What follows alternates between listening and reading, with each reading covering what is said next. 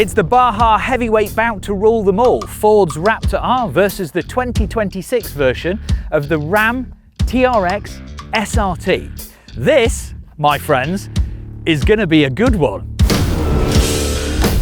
So that's why we've come here to Johnson Valley in California, where the legendary King of the Hammers event is held, to put these two pit bulls up against each other. And seeing as this place is a genuine playground for anything off-roady, today we're going to check out the looks and the interiors, figure out the suspension and the handling, crawl over some rocks, have a dirty little drag race, and figure out how these things fly. This is a bit of a dream come true for me, although I did imagine it to be less sweaty. This is the Ford Raptor R. Now, the original Raptor was widely accepted to have started the Baha supertruck trend way back in 2010. So off-road race inspired, big power, all of the kit. And so it was for a little while. But then Ram came out with the TRX and over 700 brake horsepower, which prompted Ford to respond with this, the R, and its 720 horsepower. No V6 bi-turbo in this version. That R power comes from a 5.2 litre V8 with a massive supercharger. It's codenamed Carnivore, and it's actually a direct descendant of the Predator V8 that sits in the GT500 Shelby Mustang. And it also goes to prove that Americans are just much better at naming things. It's got 720 brake horsepower, 640 pounds-feet of torque, a smaller supercharger pulley for a bit more boost, bigger injectors than before.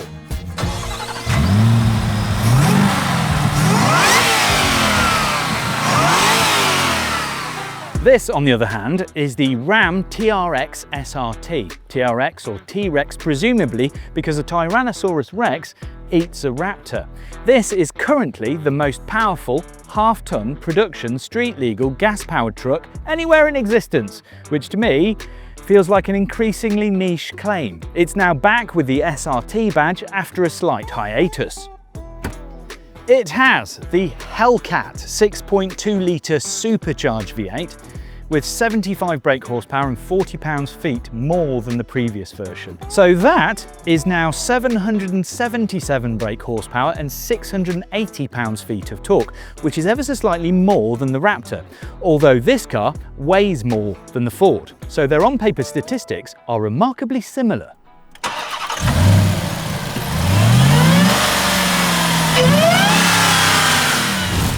Both get full advertising on the front. You certainly will not forget who makes these things. Then they've got chunky off-road front bumpers with snatch hooks either side and a bit of light underbody protection.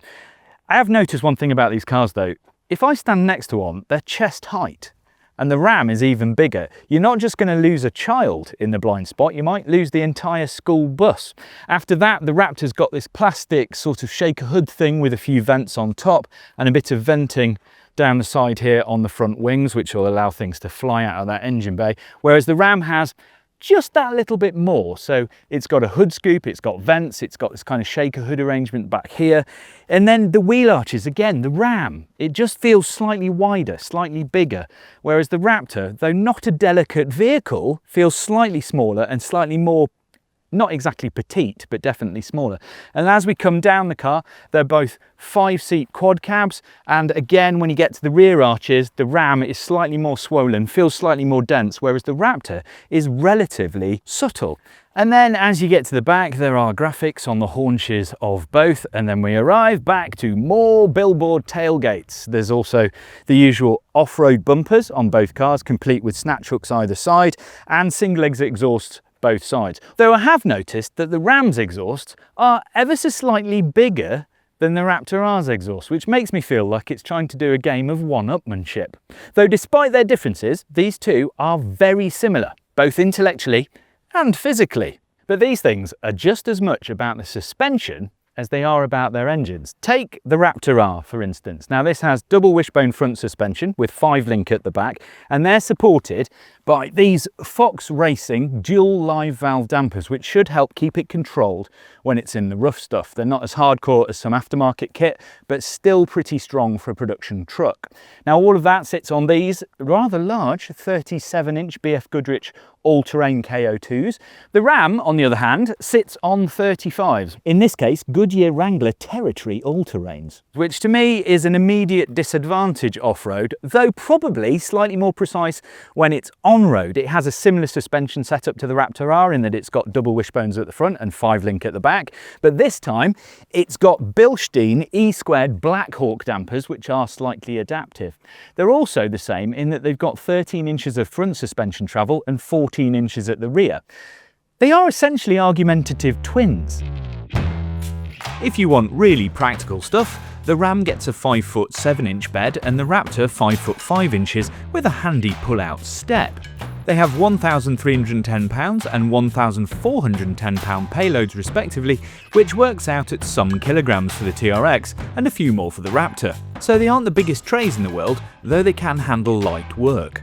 The Ram tows 3,674 kilograms, about 8,100 pounds, and the Ford a bit more at 3,946, 8,700 pounds, which is probably enough for most, because if you really need to haul, softish off-road suspension probably isn't the best option.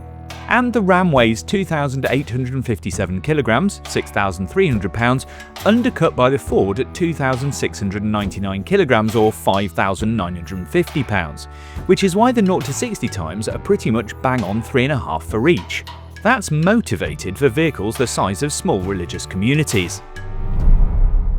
And so to the inside. I'm not sure what my preconceptions were, but I'm totally blown away by the modern supertruck, both the Raptor R and the Ram SRT, because they are really, really good. They have so many features and they're so well built that it just feels like not what I was expecting. So in the Raptor R, we have some really nice screens. This has a really nice animation when you start the car. It's a Raptor R doing skids and being all dynamic, and then a big landscape screen in the middle, which is all touch screen. And I'll just run you through a few of these features because they're quite similar on both of these trucks. So first up, when you're getting settled, it's got really lovely Recaro seats. These are the optional ones. You get leather as normal seats. They're heated and ventilated. And then if you want to get comfy, it's got electrically adjustable pedals. So they come up and down to make sure that you can sit in the right position. We don't get that on European things as much, so I really like that. The steering wheel, absolutely the correct position for driving this kind of car because it's quite high. I feel like I need to be sat up so I can see over the blind spots. It's got big paddles that are attached to the steering wheel for the 10-speed gearbox. And interestingly, there's quite a few buttons on the steering wheel, but they do different things.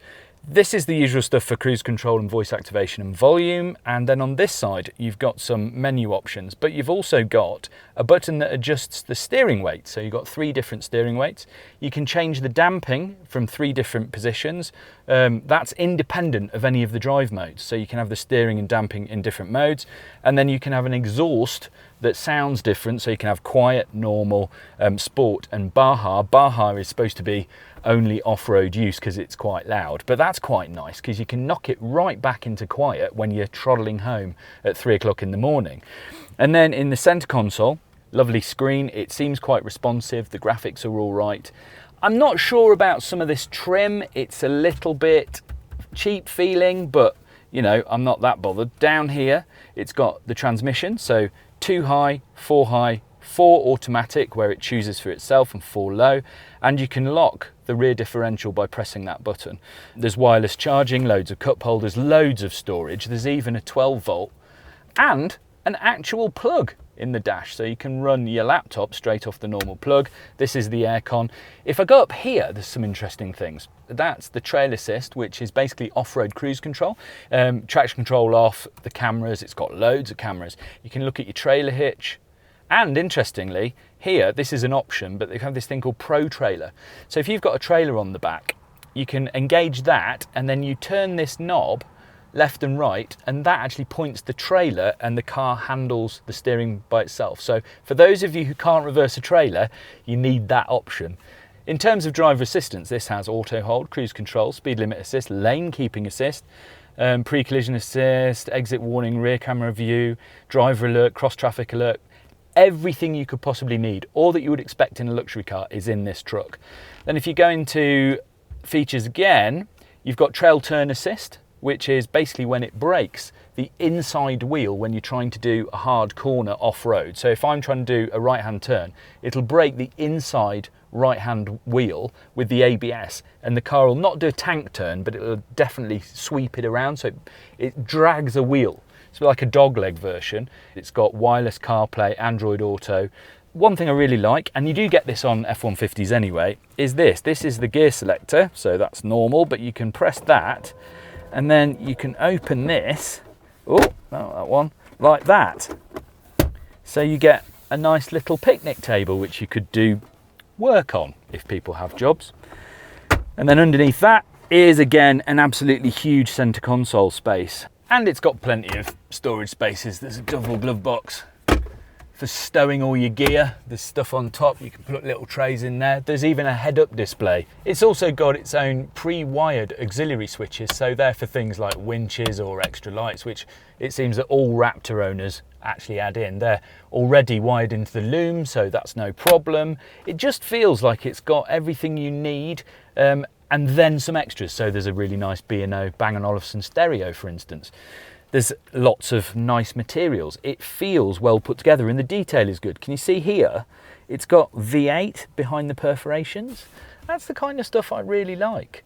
I'm totally blown away. And then we get into the Ram, and it's more of the same, because it seems like these two cars definitely marked each other's homework when it came to the features.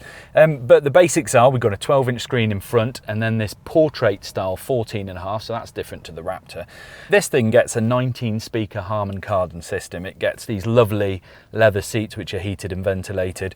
And then if we just work through the cabin, I'll show you a few things that I've picked up on that I really like. First of all, you get a lot of cup holders. There's two in there, two in there, two in that door. Then you've got electric everything. You've still got the electric pedal box, which you got on the Raptor, and then on this steering wheel you've got some steering wheel buttons which do all the cruise control and operate the dash, but then you've got these paddles on the back for the gearbox which are actually split. So there's two levels to them because there are buttons on the back of the steering wheel which control some other bits and bobs like volume control for the stereo. Then as you come around the cabin, there's loads and loads of buttons down the sides of the screen. So that's fan speed and then temperature and stuff like that. So they're always where you think they're going to be. And then here we have a little section that handles the drive modes. So it's essentially got all the same drive modes as the Raptor R. There's four-wheel drive auto, axle lock, four-wheel drive low, four-wheel drive high. You can have a launch control button.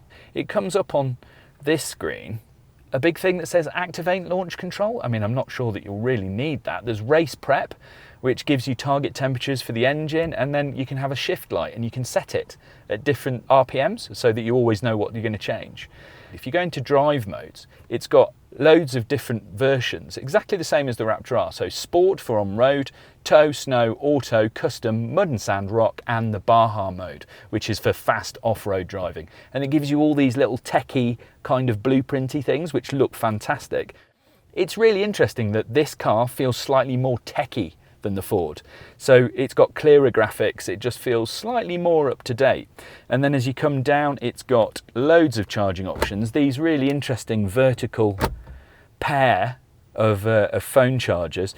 It's not got the versatility of the Ford, so there's no flip down table, but if you open this, you get a little section there, a little tray, and then you open it again and there's a massive, massive kind of center console.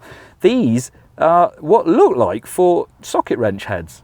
Dunno. And on here you've got inclinometers, conversion charts, all little bits and bobs, and even on the back of the seats there's monowebbing, so that like an army backpack, so that you can clip things to it. Even more cup holders here. It just feels like everything has been thought of. Even the same sort of thing here with the double kind of glove boxes. It's very, very similar to the Raptor, but a lot of the stuff just feels like it's been thought about. Like even the badge here is inset into the top of that dashboard thing, and here we've got like a clear TRX sign, Ram TRX, which is not just a badge, it's got loads of depth to it because it's actually clear with a little thing inside it.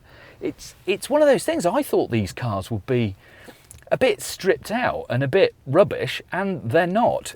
It's got a digital rear view mirror here, which you can either have as a mirror or as a camera. It's also got pre-wired auxiliary buttons, like on the Raptor. Interestingly as well, this car has all the advanced driver assistance systems as the Ford, but it also gets level 2 autonomous driving, or not quite hands-free, which the Ford doesn't get because it doesn't get Ford's Blue Cruise. So the Ram everywhere is just being slightly more techie and slightly more aggressive in its marketing. I do think they are both very similar though. But all this is just background really, so on to the fun stuff.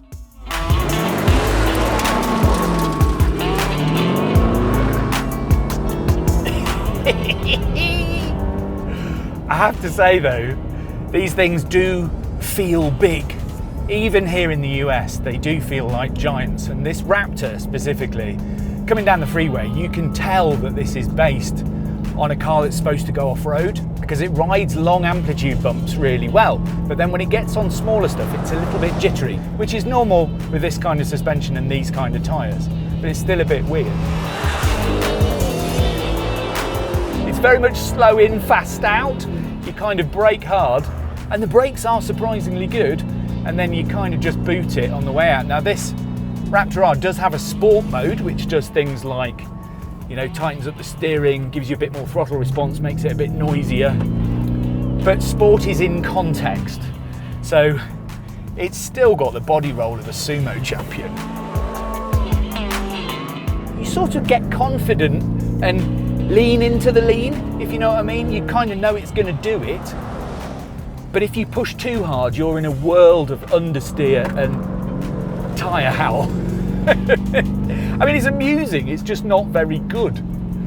And they're frankly so big and are capable of going so quick that they're a bit terrifying. I mean, you do get used to them, but there's a whole lot of physics going on, and half of it isn't in your favour.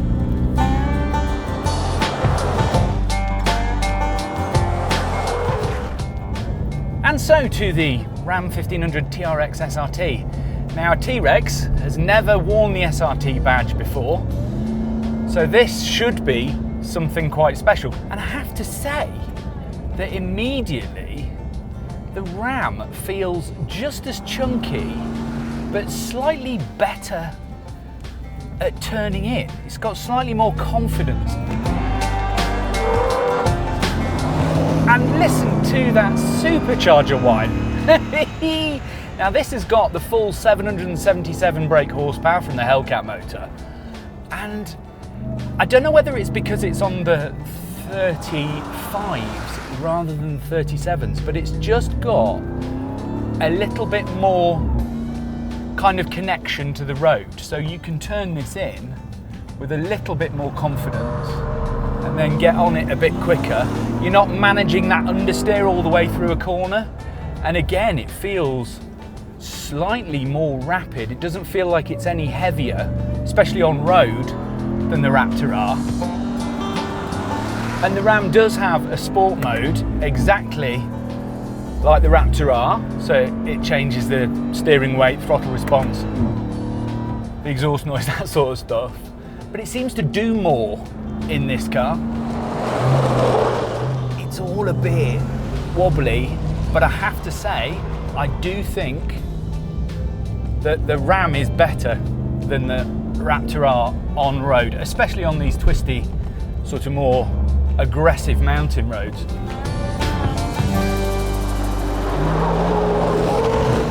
Unfortunately, every time I come down off that mountain, the brakes are on fire for both of these trucks, which goes some way to show you that they possibly aren't suited to attacking mountain passes. It's not just the tyres, it's everything.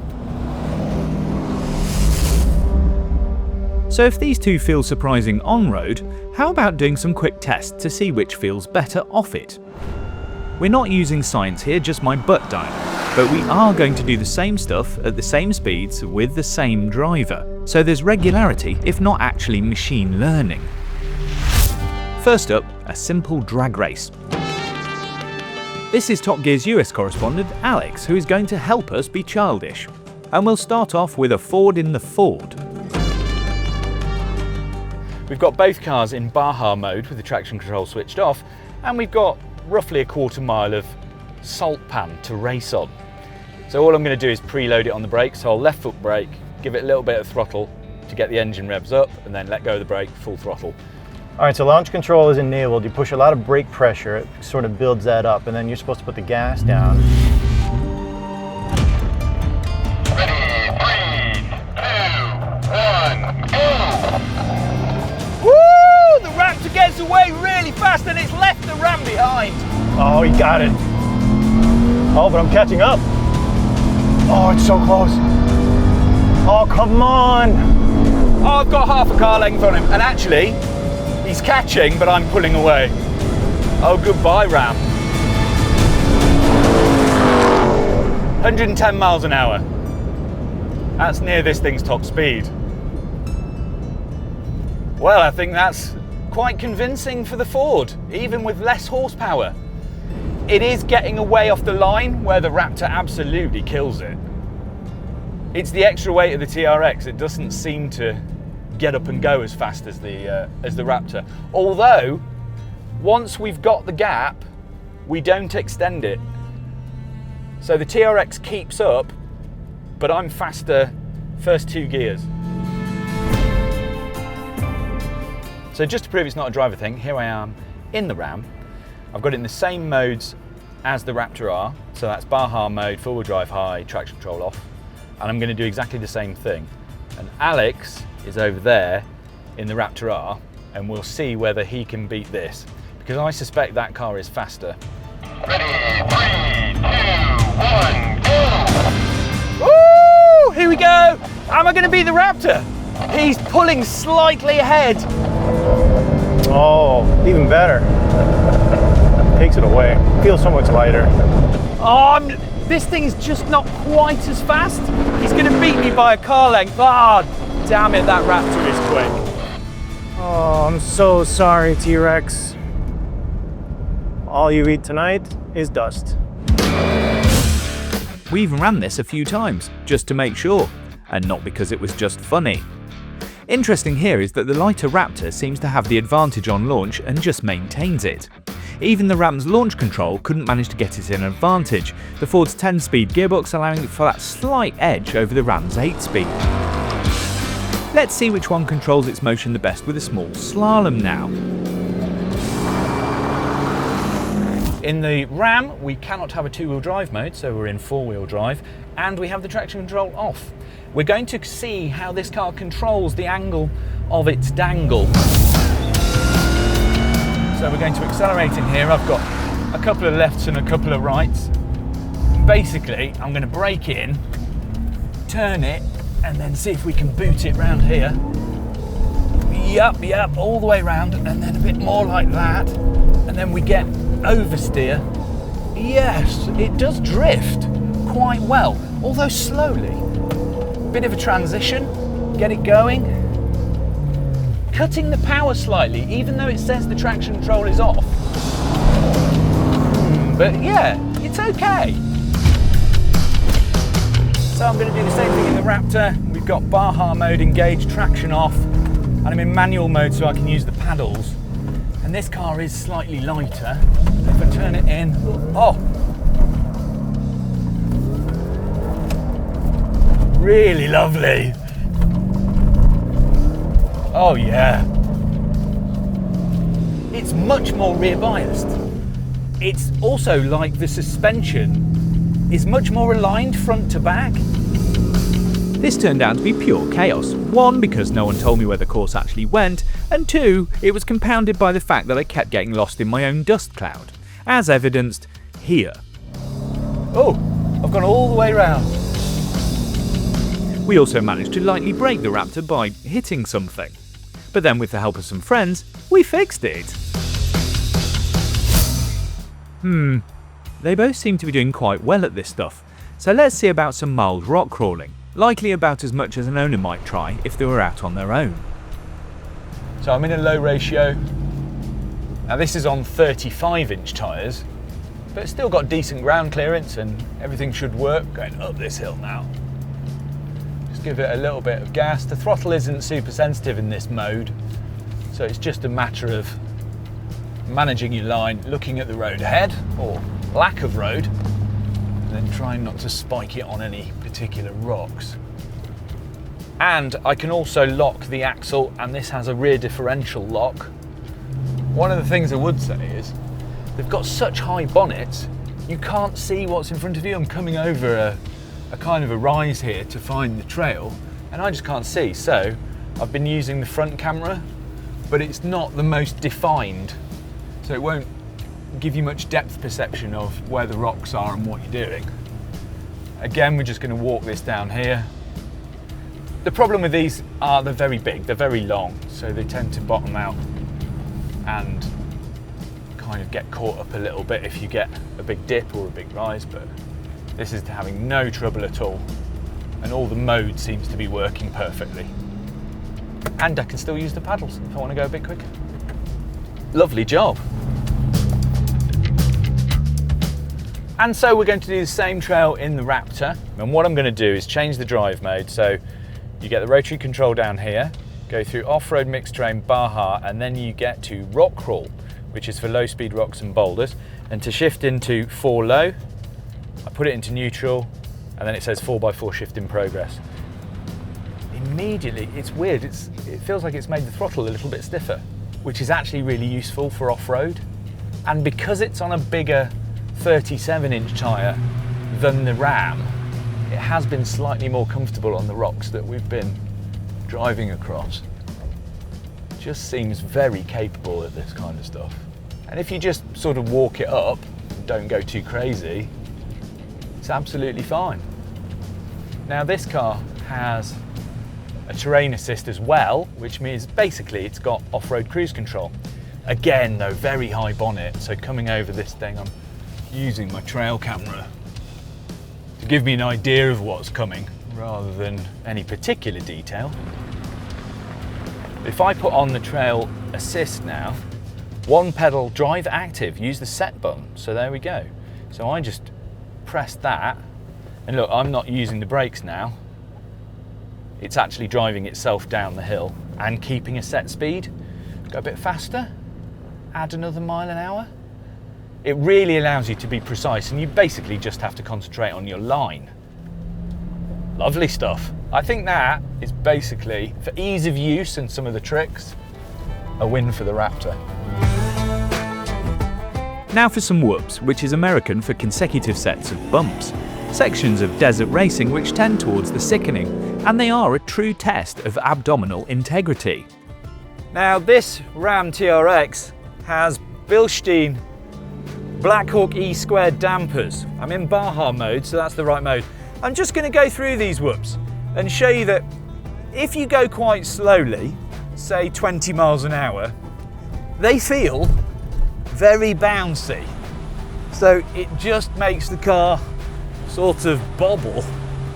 Now, the interesting thing about whoops is apparently if you go faster, the better and smoother you get if you've got the right suspension. So it's time to test that theory. That's 50 miles an hour, and things are a lot more exciting, but it's actually smoother. A little bit jumpy, but look at that. We get the suspension really working, and once it's working, everything feels actually quite calm. Oh, that's quite scary doing that, but amazing suspension. So now the same in the Ford Raptor R. Now this has Fox Racing dual live valve suspension. It's been tuned extensively for this car. Ford does a lot of testing out here in the desert. It's supposed to offer you that compliance and that ability to absorb bumps that you just don't get in any other sort of truck. Now if I'm here doing this kind of slowly, you'll see that I'm riding every face of the whoop, and the suspension's not really getting a chance to show what it can do. Now I've got this set in Baha mode, and I'm going to go a bit quicker and see how the Ford actually handles the whoops. And it's good. Look at how it rides. We're doing 65. Woo-hoo-hoo! and it's just going absolutely fine. Bits are flying off it. Loving it. So easy. I mean, a rally car couldn't get down there like that. Weirdly, the Raptor almost feels more analog than the TRX. I've got a little bit more control every time I change the attitude of the car. It seems to work with me a bit more. It doesn't feel as heavy. Another vitally important metric when considering a desert racing vehicle is how it handles air. I know it's like flying a house, but if you have a Baha capable truck, you probably want to go weightless at some point, which is actually testing the landing more than the flying, but you get the idea. First up, the Ford Raptor R. So if I accelerate now, quite hard, and just see whether I can get any air, that would be good. Yeah, that was quite a lot of air. Woo! But did you see how the car landed? Absolutely perfectly. The Raptor R knows how to fly. What a thing. I thought that was going to smash the suspension off it, but no, that was pretty perfect. Next up, the Ram TRX SRT. Now this car has almost been sold on being able to do jumps because it's got loads of tech. The Raptor R is actually quite old school. This has things to help you do jumps, so it'll open the diff when you go over a jump to prevent shocking the transmission when it lands, and you can keep the throttle pin because it senses when you're in the air.